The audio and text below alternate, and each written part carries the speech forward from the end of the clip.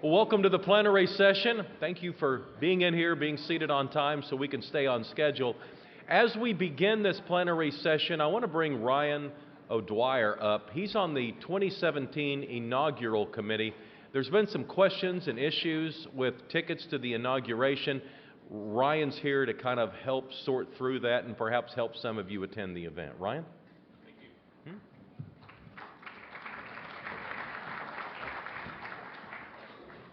Mayors and staff, how do you do? It is a pleasure to be here with you all, and I have really enjoyed meeting and speaking with you, your family, your staff over the past few weeks, organizing this amazing event. This week has been hectic, and I know a lot of you do have questions, but I wanted to let you know that, first off, I apologize for any technical difficulties we've had this week. I'm not familiar with the system that we utilize, and there are a lot of glitches and delays, but I will assure you that hopefully everything you want to attend and participate in, you will have that opportunity. First off, everyone who has been awarded an allotment of parade and actual ball tickets, you should have gotten those already in an email, and those should be e-tickets. For those of you who did not get an email, let me know. Call me, email, whatever. We'll figure it out. And for ball, I'm still waiting on more to send out. Hopefully, I'll get that awarded. I can't guarantee. As far as welcome concert tickets, those should come this evening, and I can send those out as I get them, and you can log on and do it yourself. I'm going to kind of let you take that ball because that will be a different system. And you just sort of register, and that should be it. And I brought with me 111 swearing-in tickets, okay? These are not for any specific mayor, but if you want them, come grab them from me. You can have 2 to 4, and first come, first serve. That's really all I've got, but I'm happy to field questions in a minute or later on throughout the day. I'll be right over here by Yvonne and her staff. Any questions off the bat, or I can sure stand with you and help you. Yeah. The tickets that you've got over here, are they standing room tickets? Are they Yes, they are. They are standing room only, so they are not glamorous. Some are behind the reflecting pool, but for the most part, they're Capitol West standing tickets. Okay. Blue and orange. You also mentioned that the digital tickets for some of the events. Are we to scan in digitally, or should we print those up before we bring them? It does not matter. Okay. The barcode can be read on either a smartphone or on a piece of paper. Okay. Okay? Any other questions for Ryan? Ryan, we appreciate you Great. coming over here. I know what a hectic week this has, and we've had some hectic times in our lives too, so we appreciate it and we understand. Thank you. All right, have fun.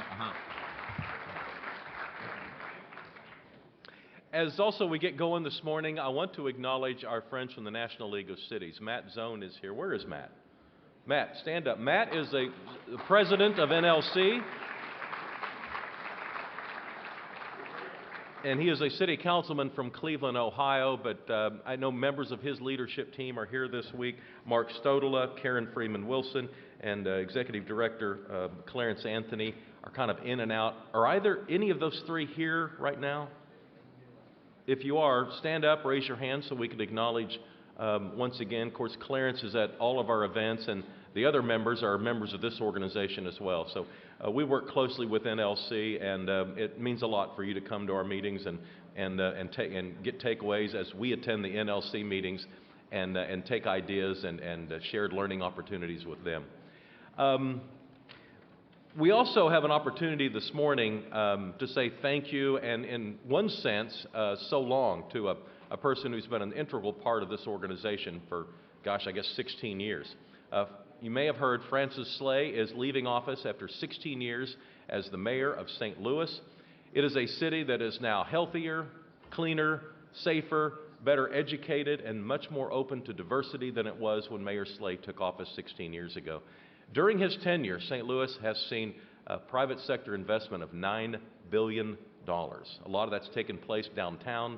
If you've seen downtown St. Louis, it is an amazing place. The new Busch Stadium, the adjacent ballpark village, the renovation of the Gateway Arch. And Mayor Slay has been an active member of this conference. He's served as an advisory board member. He's been the chair of the Jobs, Education, and Workforce Committee.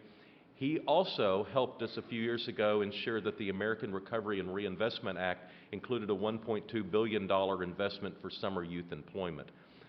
He also hosted a meeting in St. Louis around that time of 150 workforce developers so we could make certain that those precious dollars we were getting from the federal government were adequately served and used to stimulate the economy and provide those young people with the work experience that they needed. So with that, let me bring Mayor Slay up on stage so we can immediately show our appreciation for his work.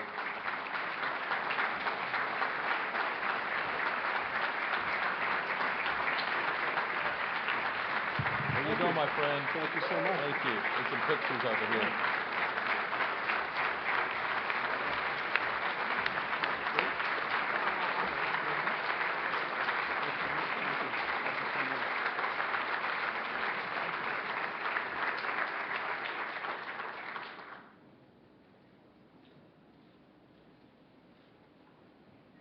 About a few words. All right. Let me take my book off in front of Good. me. Well, thank you very much for that very, very nice send-off. Good morning, ladies and gentlemen. It has been a real honor for me to serve in this organization.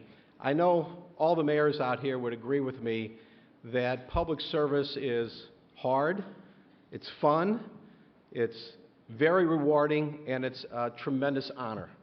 And what I like most about what we do as mayors, and I'm sure you do too, is that we get to work with so many different people and organizations that care deeply about our city, about our cities, and who are working hard with resources and ideas and energy to help make our cities a better place for everyone. And I'm sure you would agree with that. And there's no organization that I can think of that does that more than the U.S. Conference of Mayors. This is a great organization. I love this organization. You will not find too many people who care more about cities and people than mayors do. So this has been a great experience for me. I certainly believe that the U.S. Conference of Mayors and the people who are part of it have helped me be a better mayor, without question. And I want to thank, especially, Tom Cochran.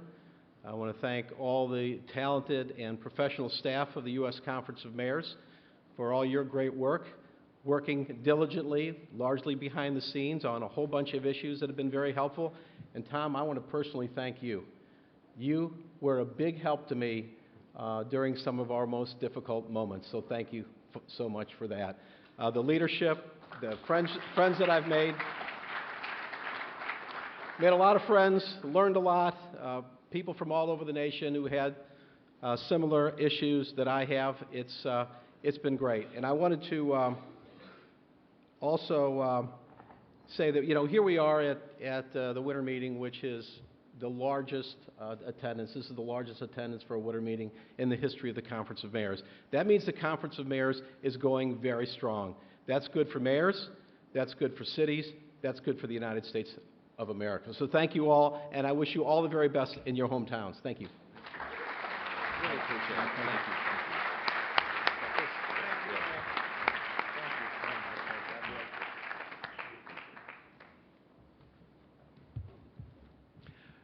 you. One of the topics that I wanted to get deep into in this year as your conference president is the introduction of autonomous vehicles to our list of things to watch out for. And I know there's been a lot of specific attention drawn to this technology that's being deployed, but the other aspect of it, as mayors know, is the change and the refocus on city design and the governance issues that are going to be so important as we help our citizens move this full deployment through each of our cities. How long is it going to take to have this deployment take place? How will it change our cities? Are we going to build fewer parking garages or less parking garages? Are we going to have more capacity on our streets or less capacity on our streets? And with President-elect Trump's stated desire to spur a massive investment in America's infrastructure, it's a good time to start thinking about what our city's going to look like 10, 20, and 30 years from now. So I'm excited today that we are welcoming in a speaker who can help us better understand this important topic. And before I call him to the stage, we're going to watch an important video.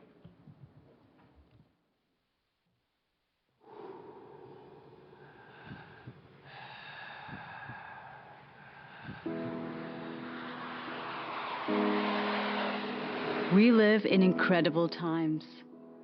There are wonderful things happening right now at a rate we have never seen before. But there are profound challenges too. So we must examine the impact all these changes are making on our world. Today, personal mobility is being defined in new ways that ask surprising questions. Can the future of mobility help solve climate change? Or expand human rights? How are these critical issues connected? When do we move beyond being impressed by what a technology does to focusing on how it can make people's lives better?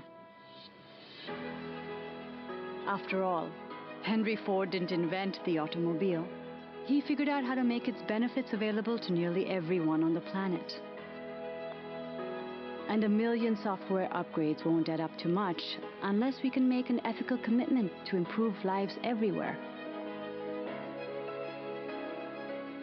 Whether it's facilitating prenatal care in a remote village in India, providing clean water to a neighborhood in South Africa, or solar-powered boats cleaning up Baltimore Harbor. We need systemic thinking to create mobility that's more than just movement. This is why we must bring our boldest imaginations to meet this challenge. From large industries to nonprofits, from educators to entrepreneurs, together, we can create truly revolutionary ideas. Yes, we live in incredible times. A child born today will grow up with an entirely different idea of what it means to move around the world. So we must keep asking the important questions, because our answers will define their tomorrow.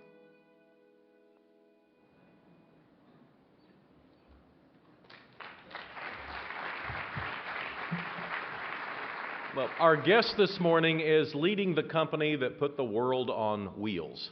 He joined Ford Motor Company in 1979. He's been its chairman since 1999.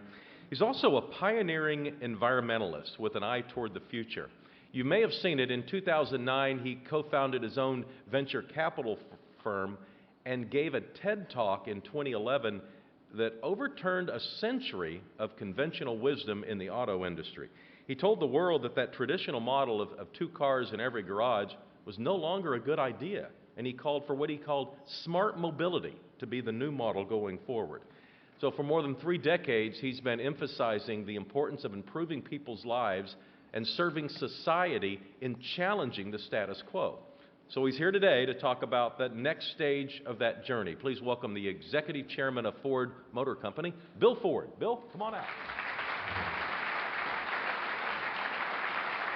Good to see you. Have a seat right there. Wow. You're a Renaissance man, aren't you?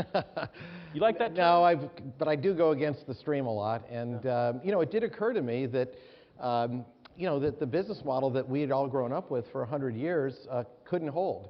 And I remember when I gave that TED Talk in 2011, and I came back to Detroit, and people looked at me like I was a heretic. Yeah, you couldn't have been real popular with the people that in your industry. Well, no, but it was interesting because people were just looking at rising GDPs around the world, and they were looking at growing middle class, and they were extrapolating out, these huge number of future vehicle sales. And as somebody who's traveled all around our country and all around the world, I simply said, that can't work. Where are they going to go? How are they going to move? Already cities are struggling with moving not just people, but frankly, healthcare and food around cities. And it was only going to get worse. And so to me, it was absolutely clear that we needed a very different approach. Mm-hmm. Would your great-grandfather approve of this transition you've made in your life? Oh, absolutely. In fact, I remember one of his great quotes was, he said, if I'd asked people at the time what they wanted, they would have said a faster horse. Yeah. So, he was always looking ahead, and I think, You know, he believed, as I do, that the purpose of any company should be to serve society, and that if you're not doing that, then you probably shouldn't exist. But that notion of serving society had changed so much from his day. You know, in his day, it was really, you know, prior to the Model T, most people didn't travel more than 25 miles from home in their entire lifetime. Wow. So that really did open up the freedom of mobility to everybody. But now, you know, here we were in a world of gridlock, and it was only going to get worse. So if I believed, as I do believe, that companies should serve society, then that definition of what we were doing had to change. Yeah. And we had to completely think about the future in a very different way. And a lot of that involves mobility, and you've kind of expanded that term. How do you describe it? Well, it's kind of it's become a catch-all now, but you know, to me, it's simply the ability of people and goods and healthcare to move freely, and that's in cities. I think the notion of mobility in rural areas is quite different. I mean, there are 800 million people around the world who don't have access to healthcare today, and so we've got pilots in India and in Africa where we're using our vehicles to go out to villages. We map the best routes to do that, and then we transmit medical data from the villages back to hospitals, and then advice from hospitals back to the villages through our connected vehicles. So the notion of mobility really is quite different depending upon where you are. The technology of autonomous vehicles. Do you remember when it was kind of first emerging in your mind and the first conversations you had with engineers? Yeah, you know, it's like a lot of new technology. I think you go through a phase of denial. I didn't, but I mean, I know many in our industry did, where it just seemed too fanciful and made their job too hard, and they just sort of said, well, you know, this is interesting, but it's really never going to happen. You know, part of my job is to keep pushing the envelope to make sure that that realization, the light does go on, and thankfully it has. But, you know, change is scary. Change is scary for cities. Change is scary for big companies. Big companies don't adapt to change terribly well, and cities have their struggles too. But to be successful, of course, we must change. We've got a video. It's about a minute long, but I think it depicts a city in the future. So let's take a look at this and tell us what we're looking at here, if you can identify it. Sure. Well, that needs no introduction. That's Washington today, and many of our cities today. And so this is, you know, a look at what tomorrow can perhaps be. You'll have crowdsourced shuttles, you'll have autonomous vehicles, you will have green space given back to the cities as you don't need it. I heard you in your opening remarks, talking about parking structures, and I think we'll need less of that, which means we'll have more open space. What you will have here also, and you'll see drones going overhead, wearables. We will all be wearing things that will monitor how we're moving and where we're going to. Everything will be on one network, pedestrians, all forms of transport, all talking to each other. You'll have charging hotspots all over the place. So it really, you know, if we get this right, this is what we've got to look forward to. A much safer city for pedestrians and for people in vehicles, much cleaner cities in terms of air quality, and importantly, people moving around. You know, it's interesting. So most of my life, I've been pushing the envelope on the environmental side. But when I started on this mobility kick, people said to me, well, I thought you cared about cleaning up the environment.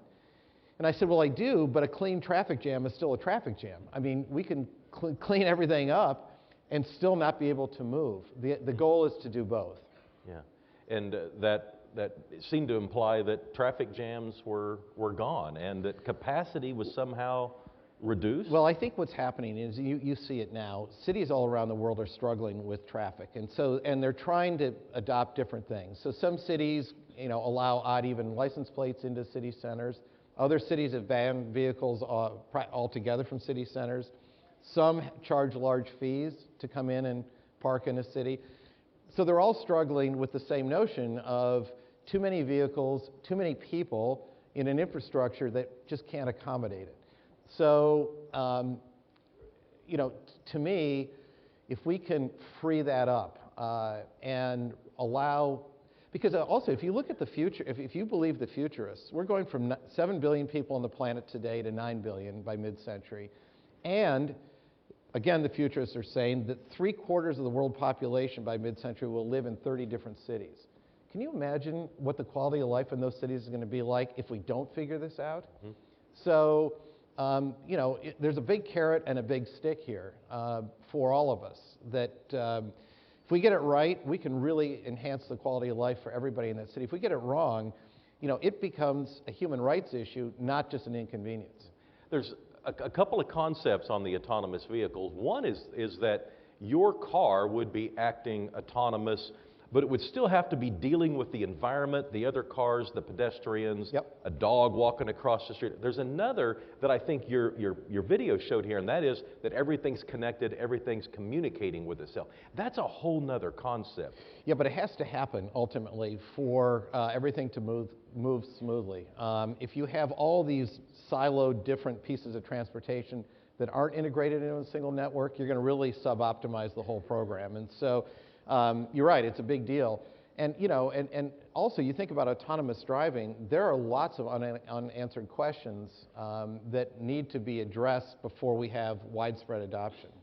Like, Well, you know, certainly, you know, it's interesting. People have said to me, well, when are we going to see these vehicles? And my answer is, I think the hardware, i.e. the technology, will be there before the soft stuff is figured out.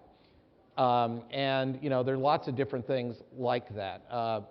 People's trust in the vehicle, the ethics of autonomy. And so when I say the ethics of autonomy, you and I, as drivers, all we can kind of do is react to what's going on because we don't have time and we don't have the information and we just react instinctively.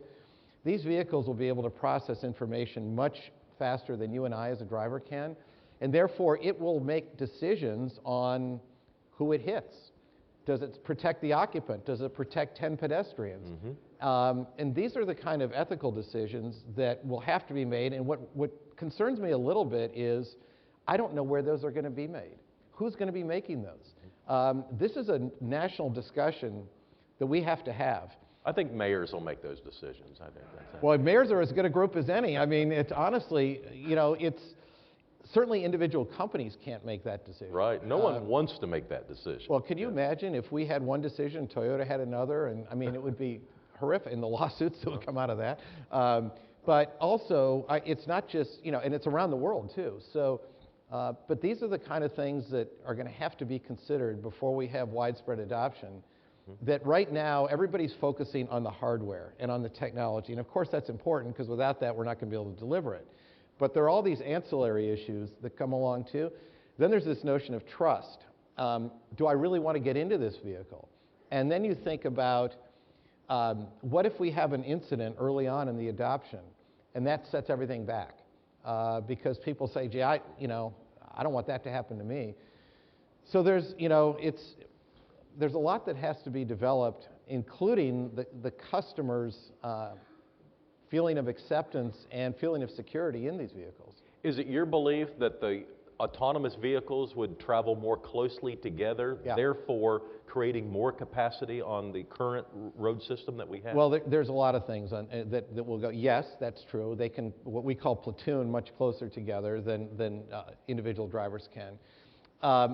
There's no reason these things can't be, you know, going for, you know, 20 hours a day, so you'll need less of them, and then they go back and charge, you know, for a few hours and get some repairs if they need that.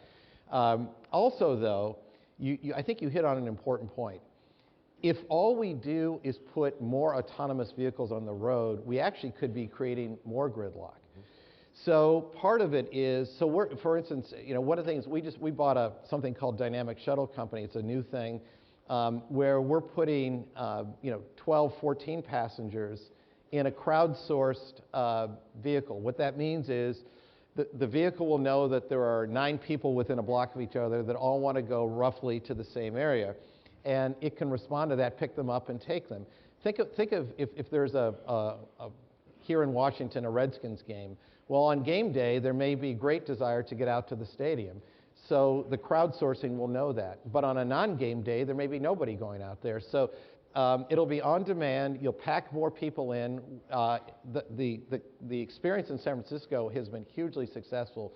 People like it. It actually becomes a social thing. And in fact, it's interesting. The founder said to me, well, you know, it kind of has become a dating thing. I said, what are you talking about? He said, well, interestingly, he said, our initial ridership were all women. And then the guys figured out that the women were riding in this thing. and now the guys want to ride it. So, so something like that, though, does take vehicles off the road because you're putting more people into a vehicle, but you're doing it in an enjoyable way. And by the way, it's cheaper then for them as well. Are people likely to own autonomous vehicles, or will it evolve into a fleet, like a shared environment? Well, it's interesting. I think initially it'll be a fleet, partly because the cost will be higher. And I think that, you know, it's like all new technology. The cost will start off here, and then hopefully, you know, as you start to ramp up the volumes, it'll come down. But I think initially it will be in fleets. And the notion of autonomous ownership probably won't happen, you know, if at all, at least for a while. But you know, the other thing is, autonomous vehicles' initial application will really be in cities, because cities is where we have huge congestion problems. I actually think in the suburbs and in the rural areas, the notion of mobility will look pretty much like it does today for a long time. You will have individual ownership. People will park their cars in their garage. They will be driving them. They'll have a lot of autonomous features in those vehicles if they choose to use them. So I think you're going to have this kind of bifurcation of the market. You're going to have city solutions will be one thing, and then you'll have suburban and rural solutions being and feeling a lot like today's solutions. Cross-country freight, moving on the interstate highways. You know, of course, today we know that truck drivers are humans. They have to stop and sleep. An autonomous vehicle, presumably, other than stopping to refuel, wouldn't have to stop. Seems like a much more efficient business model from a trucking or freight industry. Well, it is, but then think of this. In many states in our country, the number one job is truck driving. There are 3.5 million truck drivers, and if they are dislocated through this, what are we going to do? Same thing with taxi drivers in cities, and you know, and Uber drivers and everything. People that are driving vehicles today and earning a living from that. So there are some other things with this that we need to consider too as we think about this, because jobs will change. Now there will be lots of jobs created in new areas, but you know, it's going to require retraining, and there will be some dislocation. So, but then I would also say there's a very hopeful sign, which is simply this. Brookings has done a study that says that the biggest predictor of getting out of poverty today is being able to get where the jobs are. There are many fewer jobs today within a walkable distance of a city than there were 15 years ago. So you think of the single mothers or the young family that don't have private transportation, and they can't get to where the jobs are today. If we do this right, this should enable people to get to where the jobs are. So you have the dislocation on the one side we talked about, but you also have great opportunity on the other side of matching jobs with people and getting them to the work. So, but there are going to be lots of gives and takes in this as we think through the societal implications. As mayors, we deal constantly with parking issues in our urban areas. Should we be thinking twice about greatly expanding the parking capacity in our downtown areas? Or are we not there yet? That's a really good question, because I'd say short term you probably still have to be thinking about it, but then long term, and this doesn't help you because you have to make these decisions today, but long term there should be much less need for parking structures, and in my vision of things, it means more green space. So more usable space to make cities live, more pedestrian space than having these big parking monstrosities that that are in every city. You know, today 30% of all fuel burned in a city is burned looking for a parking spot. And you know, think about that for a minute. I mean, that's a big deal. So what if that goes away? That's hugely helpful to the quality of life in those cities. And one of the things that we're doing at Ford, and I really don't want to talk about Ford too much, but this is important for this group, is we've identified a new group at Ford called City as Customer. And what we want to do is work with all of you as the heads of your cities to figure out, but we want to listen. We don't want to come in with a suite of solutions and say, well, here you go, here's the answer to the question you didn't ask. Because all of you have different infrastructures that you start with. You all have different challenges with your populations in terms of moving people or goods. So what we'd like to do is partner with you and to understand what your issues are and then help craft some solutions that may or may not involve us providing vehicles. Because it's really important that we understand the issues. And it's also clear to us there is no silver bullet and that every city is different. Some of these solutions will be applicable to many cities and some won't. So this is, an opportunity for us to really work with the mayors to figure out how do we make life better in your cities. Mm-hmm. We have hundreds of thousands of homes in Oklahoma City, millions in some homes, some of these larger cities. They have driveways, they have 2-3 car garages. What's going to happen to all those homes that have been designed around the automobile? Well, I don't think, again, if you're mentioning suburbia and the rural areas, the change will be much slower there. But you might see change. You might see, rather than owning 2 or 3 vehicles, they'll own 1 or 2 and then want access to a vehicle or a shuttle service or whatever to get them around, in the city. So, it will change, but I don't think you'll see, you certainly won't wake up one morning and find that your house is obsolete. But what you will find is your house is talking to your vehicle. I mean, the connectivity of the way we all live. Our life is going to be, in our handsets, or you'll be talking to Alexa or, whatever else. But your home, your personal life, your car will all become connected. Now, for some people, that's kind of a horrific notion. They think, my goodness, is there no privacy anymore? And so for a lot of this, we're going to have to build opt-in and opt-out capabilities for people because a lot of it, people are there's a certain limit to which people want to have this all happen. As far as I know, it's not in your business model, but high-speed rail, Elon Musk and the hyperlink. Mm-hmm. How does all that fit into I think it's all hugely important. And I think, this isn't an either or. I think public transport is hugely important. What we focus a lot on is the last mile, because public transport doesn't always get you exactly where you want to go. But then how are you going to get that last mile of pedestrian or delivery? So we're playing with e-bikes, we're playing with drones. When I say we, Ford, I mean we at Ford, because last mile of delivery is kind of where public transport often ends, and then something has to happen. So I don't see anything we're doing in any way at odds with public transport. In fact, they have to be complementary. The hyperlink specifically, is that technology? Is that good technology? Well, I mean, it looks really interesting. I think the affordability and the application and all that will be determined. But I would never sit here and denigrate a new invention, because I think it has to be played out. I think anything that can improve the quality of our lives is something we've got to pursue. What's likely going to propel these vehicles?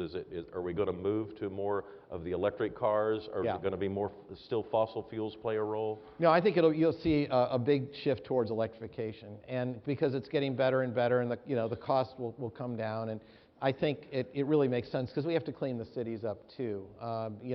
Particularly, we don't have the issue quite so badly in this country, but if you go to parts of the world, you can barely breathe and that's not all vehicles. In fact, in many cases, the vehicles are only a small part of it. But we also have to be part of the solution. I think electrification makes sense, although it's interesting. If we were having this discussion probably 3 or 4 years ago, we would have been talking about biofuels. And if we were having this discussion 6 or 7 years ago, we would have been talking about hydrogen. So, the fuel of the future kind of keeps changing. Mm-hmm. But electrification really is something that I think, can happen, should happen. It can be ubiquitous around the world. Charging is becoming much easier and better. In fact, you know, we're working on not having to plug in. You just sit on a charging station. I mean, there are lots of innovation around charging itself, solar enabled charging. So I think, as we sit here today, electrification makes the most sense. You know, technology is creating new things so quickly that it dawned on me recently that it's almost taking place faster than the United States government ever has a chance to invest in it. In other words, high-speed rail has been around for a long, long time, and this country has never really invested in it. And now you have new forms of technology, and there's always this concern about government, which is so risk-averse, to investing in anything that's going to be replaced 2 years from now. Well, it's the same for companies. Think about us. I mean, you know, our product lead times are relatively long, and in that time, technology is going to change 2 or 3 times. So we have to adapt. So we're going to do more over-the-air kind of upgrades. We're going to really become much more software dependent than hardware dependent.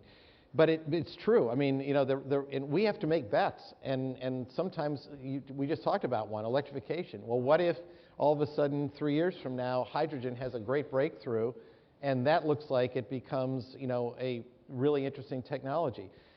So what we do, and it's imperfect, clearly it's imperfect, is we make bets and then we still invest on the side to try and keep alive interesting things just in case something breaks.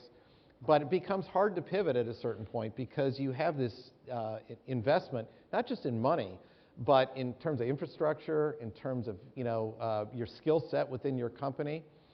So you do have to make bets. But one thing I think it's really important for all of us to do is to stay current. And, you know, this is, again, something that big companies don't do well.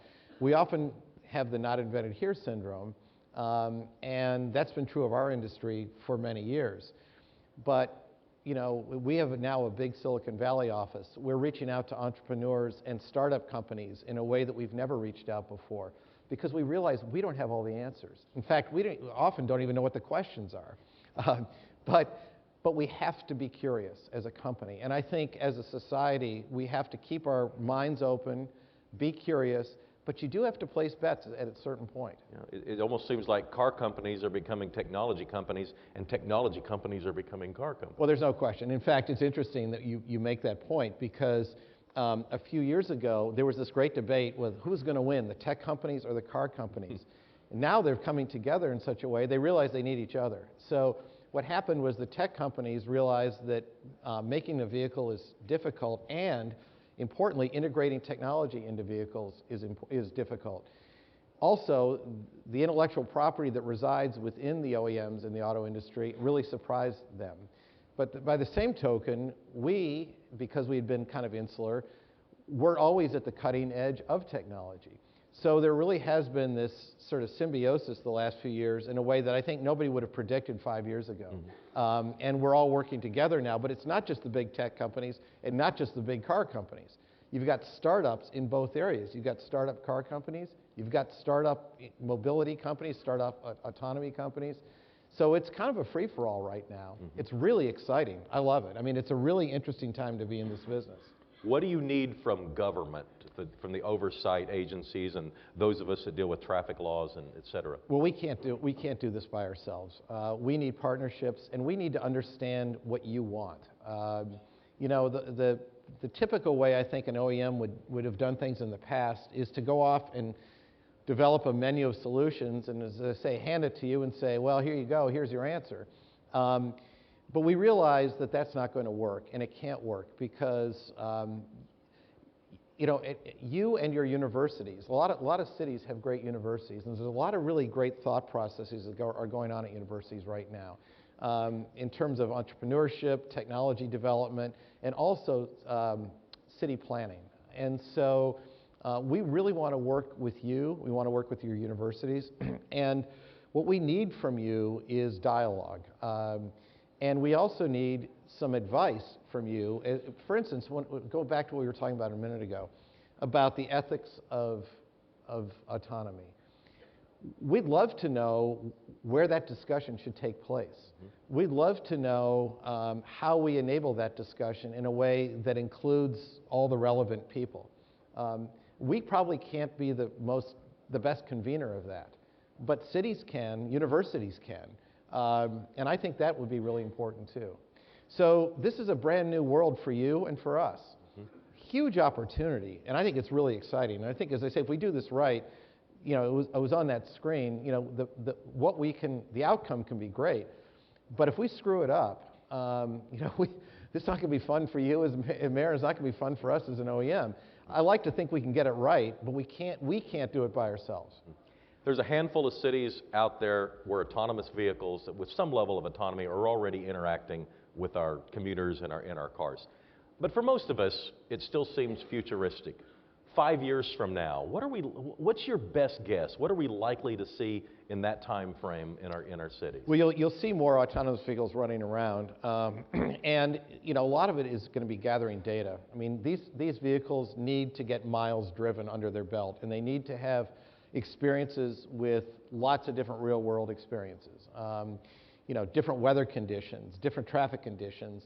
You know, something that wasn't on the map that they have in there where, you know, they decided to fix a pothole that morning and all of a sudden, but that wasn't on the map, but now they've got to deal with it. You know, it's the unpredictability of driving in our cities. So I think you're going to see lots of vehicles on the road gathering data, because data is the most important thing that can be had today. And, you know, that's a whole nother big industry, by the way, is big data. Which everybody who's doing kind of anything today is now, you know, in the world of big data, whether it's autos or tech companies or software providers or telecommunications. I mean, you know, data gathering and then making sense of that data in real time in a way that customers can use or a vehicle can use. That's a big deal. And so we've got to get more data on autonomy before it's really ready for prime time. We value your time. We're nearing the end of our window. You got a minute left. What do you want this audience to take with them today? Well, I'd like for everyone to take with them that, you know, your world and our world is changing, and I think it can be a really positive change. In fact, I think, you know, as I said a minute ago, if we do this right, we can really change the quality of life in the cities in which you govern and which we all reside. And to me, that is a really great thing, because we haven't had that ability from a mobility standpoint in well over 100 years. And we've driven that old model to about as far as we can drive it. And you can see the results, unfortunately, with gridlock and parking and everything else. So we have an opportunity now to really invent the future together, us and you, and it's something that I'm really excited about. All right. Bill Ford, let's hear it for Bill Ford. Thank you. With all the work you've Thank you, done. Mayor. That was great. Thanks very much for what you're doing. Oh, no, thank Good you. luck to your football team, too. All right, thanks.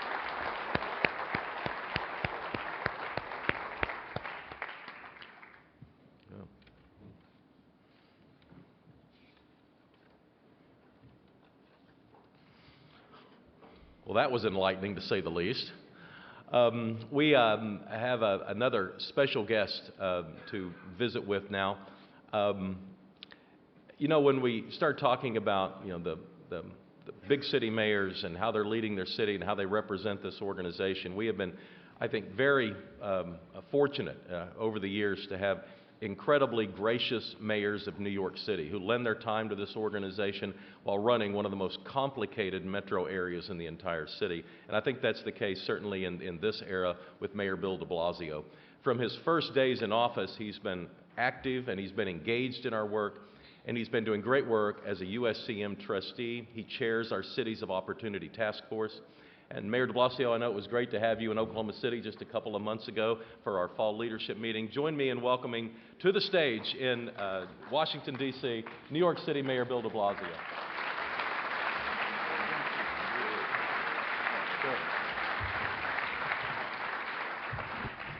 Well, thank you so much, everyone. Thank you so much, Mick. I have to say, this is a very powerful, timely gathering as our nation's about to go through a profound change. And I am very, very happy to be here with my fellow mayors, Democrats and Republicans alike, in common cause.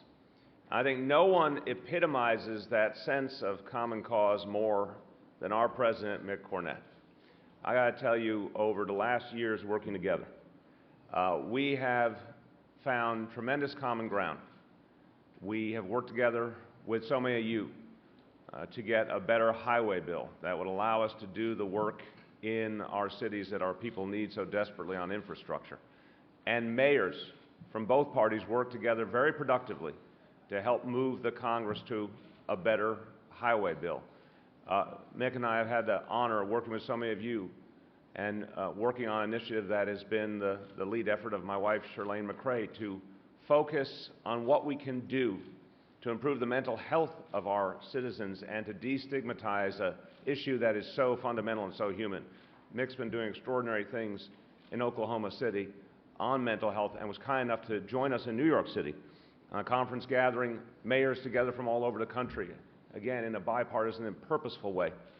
But I also have to say, I've been honored to have a chance to really get to know Mick and to call him a friend and to see the great work he's doing in Oklahoma City. And as we start on this new era, I think our friendships, our common cause, our ability to not only get things done, but to get things done together is going to be one of the things that defines this moment. So we are blessed to have a great man leading us this moment. Let's thank Mick Cornett for all he's doing. Thank you. From the heart. I want to thank our colleagues up here, and all of them have done so much for the Conference of Mayors and for cities all over the country. Of course, Tom Cochran, thank you for what you've done for years to protect our cities and strengthen them. Mitch Landrieu, Steve Benjamin, Elizabeth Kautz, all great leaders of this organization, my fellow mayors who have made this organization strong, and that work all of them have done and will be doing is going to be ever more necessary. And to all my fellow mayors, we have a special obligation at this moment. I want to speak to you, having thought about this long and hard. I know everyone in this room has been thinking long and hard for the last couple of months of what this new era requires of us. I want to sound a hopeful note, not because I think it's going to be easy, but because I think we have something that is particularly important and applicable to this moment. And I'll just say this quickly. We all, when we get together, talk about that essential reality that we are the folks who, for a living, get things done. We all talk about it because it's true. We all talk about it because we feel both the opportunity but also the weight of being the people in our cities who have to get things done every day, tangibly, specifically for our people. Well, I want to talk about how that matters in this moment, because in a moment of a potential change, and certainly in a moment where a lot is uncertain, we are, in many ways, the continuity. We are the facts on the ground. What we're doing in our cities is the one thing we know will continue. And that becomes important for shaping the whole national reality. When I think about the work that all of you have done, and I've had such an honor over the last 3 years hearing the firsthand stories, and they inspire. When we get together, we're always talking to each other about what each other is doing that we can borrow from. We never steal from each other, we borrow. And there's such urgency and energy in those conversations. One of us has something that worked that they tried, the other ones all immediately want to take it and borrow it and try it in your city. Someone has got a bold new idea, we want to see if it might work in our town. Something didn't necessarily work as we planned, we share it with each other to help the next person avoid the problem and figure out something better. There is a collegiality, and again, I've seen it across region, across party, it's powerful and it's real. But it fits the nature of our work and the way we think about our work. What we have all been doing in these last years has changed the reality for lives of a majority of Americans. And we have, all of us, an understanding of what can happen in our nation's capital and what cannot happen. We've known that regardless of who's president, regardless of who's in the Congress. We've always known Washington is a place where some important things might happen. Sometimes nothing happens.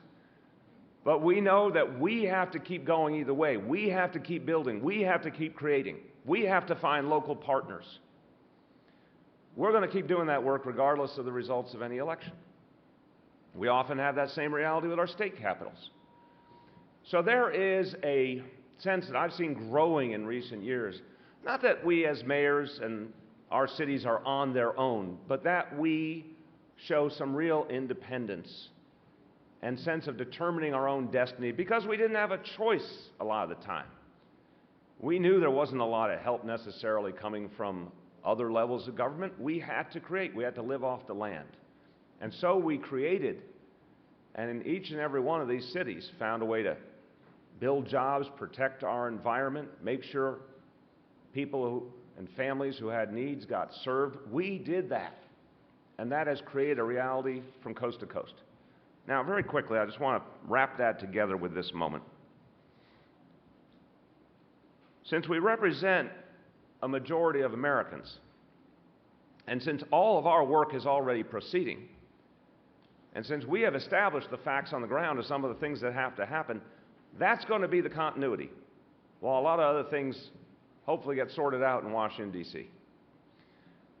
But we understand that some things have to be protected in the meantime. For example, so many people in this room have worked so hard to heal the wounds of the past and to bring our communities and our police closer together. And even though there have been tough moments, and there's been a lot of passion on these issues, when you look city by city, extraordinary work has happened. I've talked to so many of my fellow mayors, I've talked to police chiefs around the country.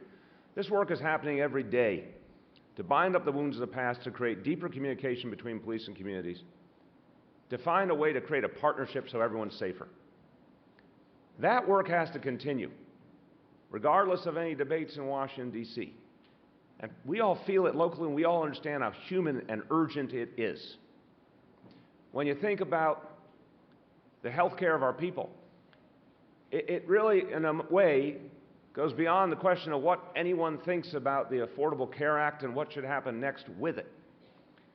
We know we have to find a way to make sure our people have health care coverage and families are healthy. And we know if that doesn't happen, it will fall to local governments to pick up the pieces. So we're going to keep creating in the meantime, and we can also provide a message to our colleagues in Washington that whatever they do, they have to honestly account for what's going to happen on the ground where we govern, what's going to happen block by block, family by family.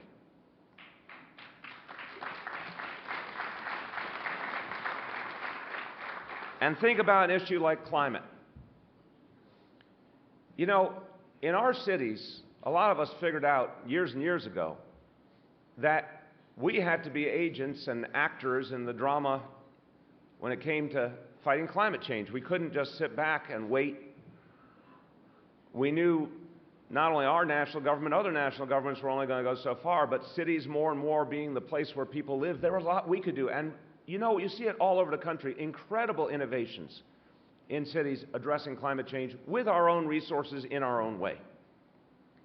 That has to continue again, regardless of what happens in Washington. You know what's interesting about all of those areas I mentioned, bringing police and community together, making sure people have health care, protecting our environment, addressing climate change.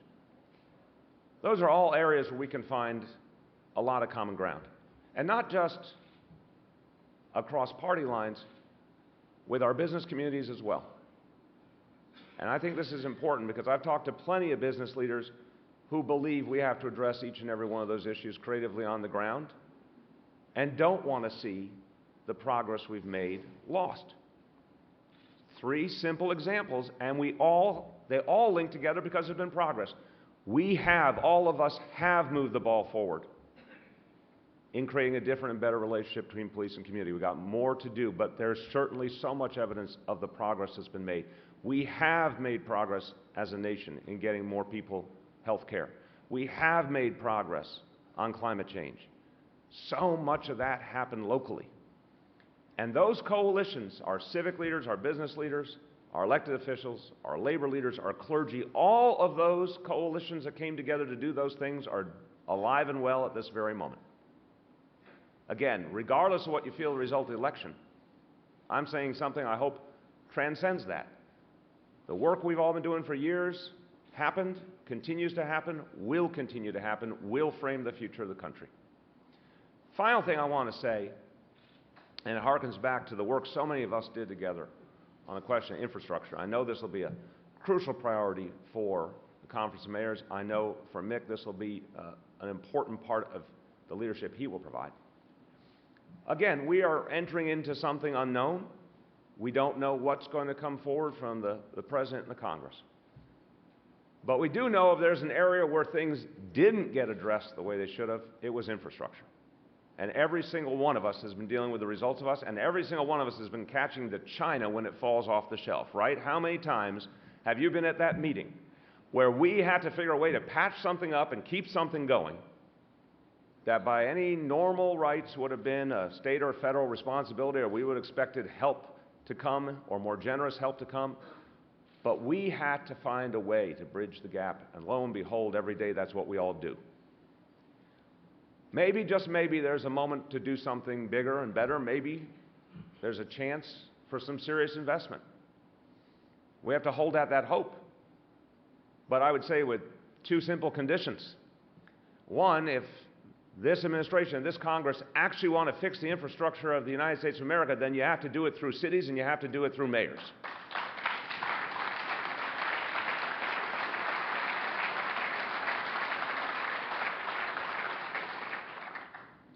We have to make sure whatever is developed recognizes that if the idea is speed and effectiveness and real impact on our people, there's a place at the table for other actors as well, but nowhere will the work get done as effectively and as quickly as if it is done through local control.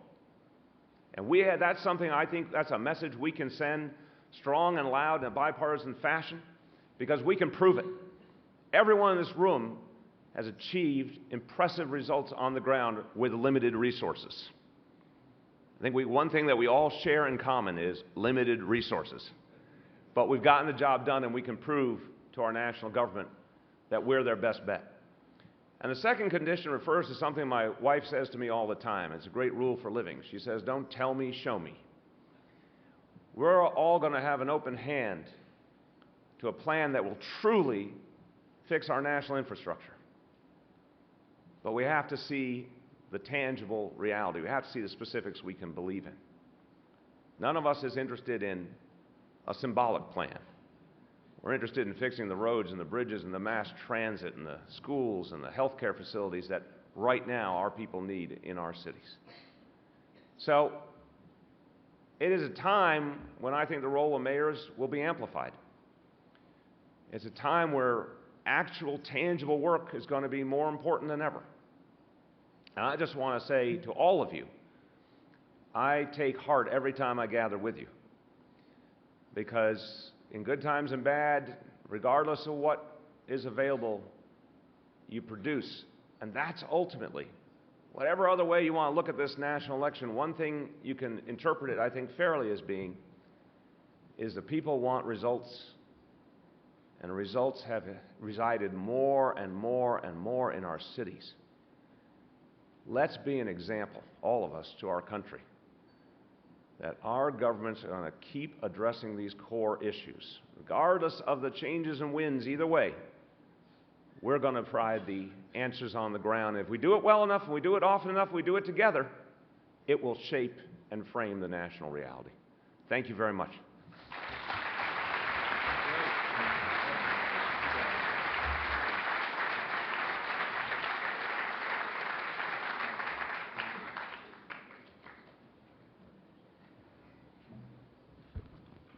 All right, that does it for this session. You're adjourned. Thanks, everybody.